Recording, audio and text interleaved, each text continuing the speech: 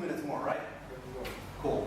So what I really want to do is share something with all of you that I think is imperative, something that really helped me, something like 10 years ago, when I felt those things really hard on my flesh and my bones. And even if you don't pick me, just can't do a mistake, but get something that is practical, that will help you navigate and figure out for yourselves, and then you can derive actions from that. So this is a little tool, a compass, if you will, to navigate in the desert that helped me out. It's called the Hedgehog concept. Anybody here has heard of it? Hands? Because I saw some, okay, one. So the rest of you are also familiar with this photo, and it's horrifying. It's called Venn diagram, right? Statistics A. We hated it. 3 circles, I'm not going to teach math, but it's 3 circles. Each center is out of the other 2. Overlapping zones 2, 2, and 2, and a shared zone for all 3 in the middle. That's the geometry. And Jim Collins, who is a very distinguished MBA professor who built this thing, because he studied the success of people and companies, what made them tick and move the needle, he came up with that. So he names the circles. One's your passion, the second one is your competitive advantage, and the third one is the economic drive. And it basically works the following way. Maybe you are super passionate about ballet dancing, but boy, do you suck at it. And no one is willing to pay you to do that. So pursue your passion sounds nice, but it may not bring you to personal happiness and to be complete with yourselves and to help you achieve things. It's just not. So you have to be realistic. Pursue your passion is a nice slogan, but if you go to the center of the yellow circle, you'll be out of the other 2.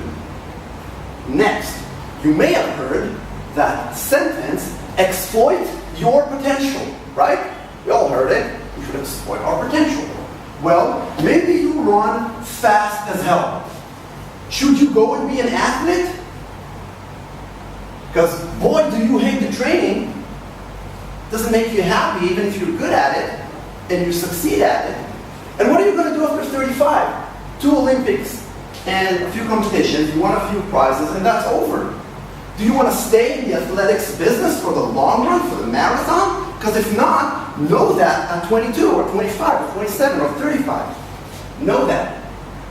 So exploiting our potential and being the center of the blue circle is also not a sustainable way to succeed.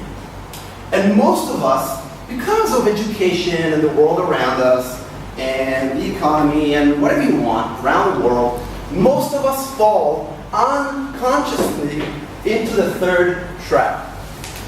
We finish the internship, we send our CVs around, like flyers, you know, the ones who hand them out in the Tayeret in Tel Aviv. We send it to whoever is interested. We say, here's me, here's my experience, here are my skills. Who's willing, who's available right now that wants, I'm available, so who's available too, that wants someone like me, and is willing to pay me the most, and I will do whatever it is they ask. And you end up like this. And you're doing something that was just there at the time you had to make a choice. So it was a tactical move, but you may end up doing something you're not necessarily the best at.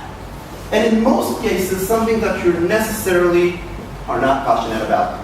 And that's the best way to not achieve happiness, in my opinion, in today's on-demand new economy, whatever you want to call that. So obviously Jim Collins, with the Hedgehog concept, says you have to give up the centers of circles and go to the shared zone. That's something I really hope you take and think about, whether that's with me or Nitzan or with friends, come about or nowhere. Take it to yourselves for this program, for the rest of your journey. This is a compass that I'm using a lot. Am I in my shared zone? Because I believe, like others preach, that in that shared zone, if you really figure it out, if you reverse engineer yourself, and you are true with yourself, put away the logos and the benefits. What do you really want? If you go into that shared zone, you're most likely to find there your career path. So I really suggest you think about your own shared zone. The last thing I want to say, and I think it's on behalf of all of us and the crew, of course, I think they'll agree, you guys are heroes for doing what you're doing. And I promise you, from a lot of experience, you're going to feel taken for granted in extreme versions along the way a lot. Don't take it personally. It's just us cynical Israelis. But I'm telling you, at least for me, you're not being taken for granted. I can only imagine, you can speak from experience, I can only imagine from stories of a lot of friends of mine, how hard this is, how sometimes lonely this is to figure out, but I think it's an epic thing to do. And above all, it's 100% strictly Zionism, and I salute you for doing this, and I literally want to thank you for doing this up. That's it.